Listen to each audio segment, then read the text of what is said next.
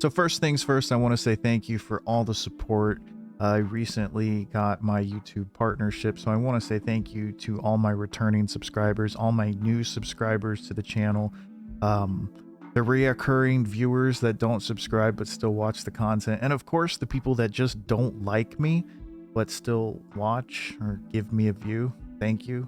But special thanks to all of you who have been with me for some time now and actually allowed me to become partnered. It's very humbling, and without you guys, of course, I mean, these videos wouldn't even have a purpose or a place.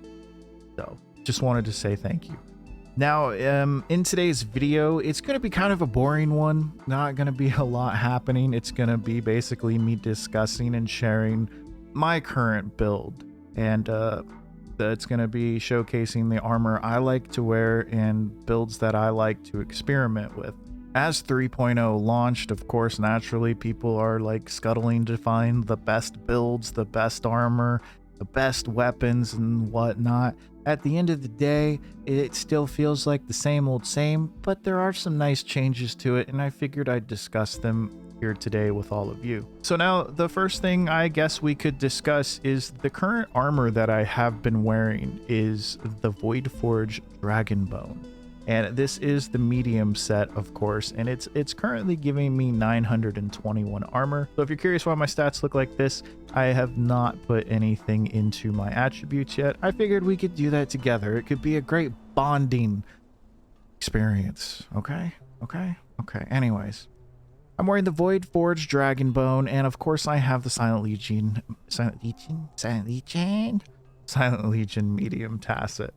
But the reason I have this on is because it gives me plus 48 into health. Now, here's what I'm saying, and this is what I have been enjoying. I have been having so much fun wearing medium armor, and I have been having even more fun swapping this out. The chest piece currently does strength weapon damage, but you can easily swap this out for something else that maybe does agility, you know, maybe health, maybe whatever you want. An armor that I have been wearing a lot of as well is the Skellis Cultist Master set. You get this from killing sorcerers on the map. They drop a little recipe, you learn it, you can craft this. This is a medium armor as well, but I like it because it has agility, weapon damage, and follower damage. And the reason I like this is more of my farm build, but it can be a great PvP build as well. As you can see, if you have followers on you, especially zombies, which all I run around with are zombies. I haven't even touched a thrall yet. Well, I've gotten thralls, but I just turned them into zombies. I like zombies. They're expendable for me, and they just annoy people when they're trying to run away and they try to pot and the zombie hits them with a right hook and stops them from healing, and I'm catching up to him because of quick-footed. It's fantastic. But this is some of my favorite farming armor, but it's also very viable for PvP. And you might be discussing, like, well, why are you discussing these armors? The reason I'm discussing these armors is because one of the biggest things people have with the game is gear fear. They're scared to get out there. They're scared to lose their kit, their weapons. Don't be scared to do that.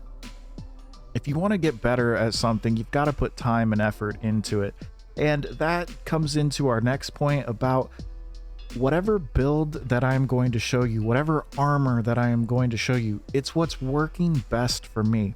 I know a lot of content creators out there like to capitalize on the fact that not a lot of people have as much time to put into the game as some of us do. So you might be curious to watch a quick video to see what's the best armor I should be wearing, what's the best attributes I should be going for, what's the best weapons I should be using, what's the best place I should build, blah, blah, blah. You get what I'm saying. And I feel like you gotta keep it realistic and remember that a build that works well for someone else might not work as well for you. So in order to actually take full benefits from that build, you're going to have to know what you're doing. You're going to have to understand the weapons. All that stuff ties in together. So I'm not here to BS you and say this is the best PvP build, that's the best PvP armor. I'm here to share with you my current opinions on what I have been experiencing with 3.0 this raid weekend, and it's been a lot of fun.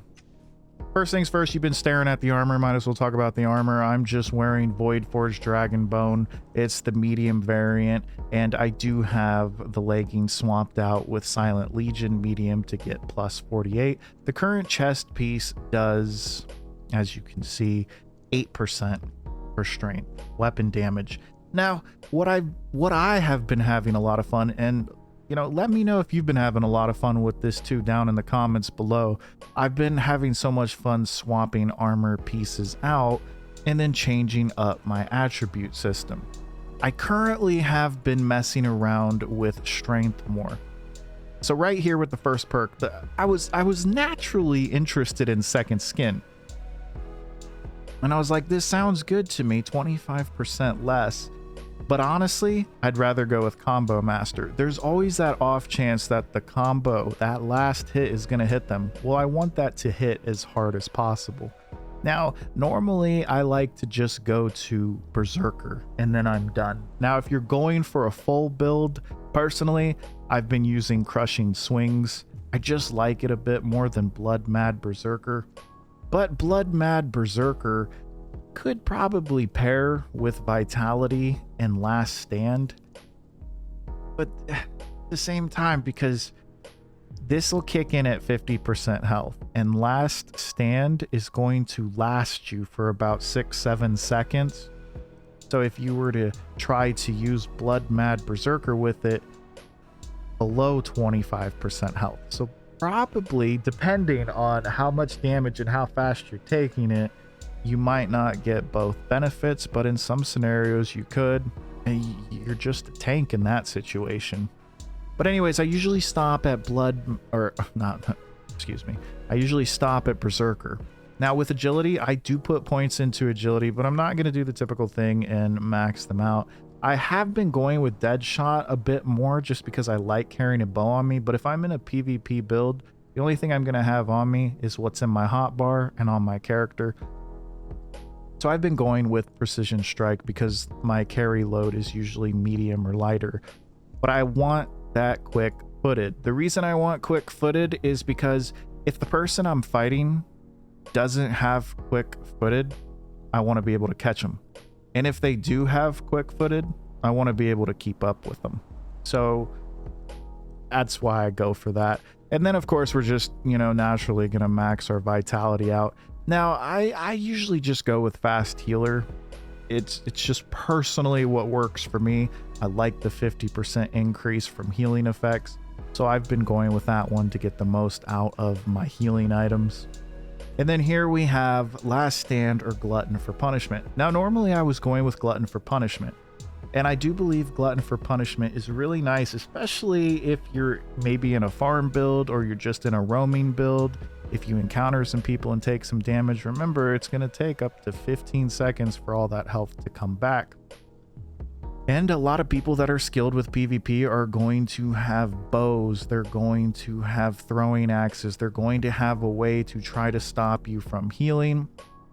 You might not get the full benefit out of that, but with Last Stand, if you're with a group, I've noticed this is going to benefit. My friend brought it to my attention because when your health drops below 50%, you remove all negative effects and gain 95% damage mitigation for a short time.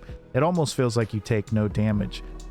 And like I said with Last Stand, it will last 6 to 7 seconds. I'm just going to say 7, but I'm saying 6 to 7 because when I tested it, it was around 6 or 7 seconds.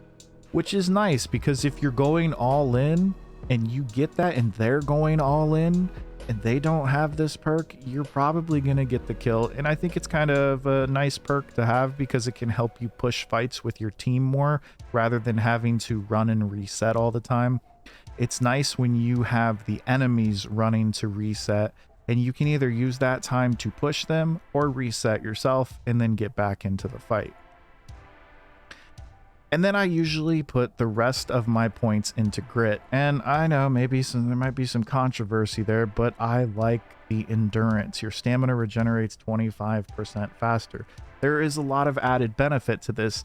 Since they have made a lot of changes with the armor, especially with medium and heavy and how they react So having that extra stamina is really nice, especially when you're wearing medium armor. I have not experimented with heavy armor.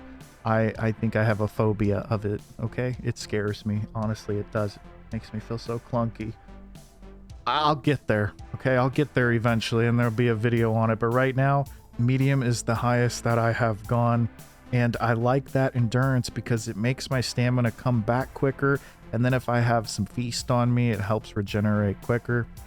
You know, I almost don't even notice that I'm not in light armor, but I'm getting that nice added benefit of having more armor behind me. But that's a build that I have been experimenting with and have been having good luck with. That's pretty much it for the video. I know it's kind of a bit of a boring one, but it was just kind of me wanting to share from my PvP perspective some builds that I have been experimenting with and having some success with. I'd love to hear what you guys have been messing around with and what's some of your favorite builds for PvP. And just drop them in the comments. Let me know. Give me some ideas. Maybe give me some tips that maybe I should try to implement and see how I like it. I'm always down to learn new things about the game. That's why I like Conan. It always seems like there's something new to learn. But I'm out of here. I hope you guys enjoyed the video. Remember, if you're not subscribed, subscribe for more Conan content like this. And I will see you in the next one.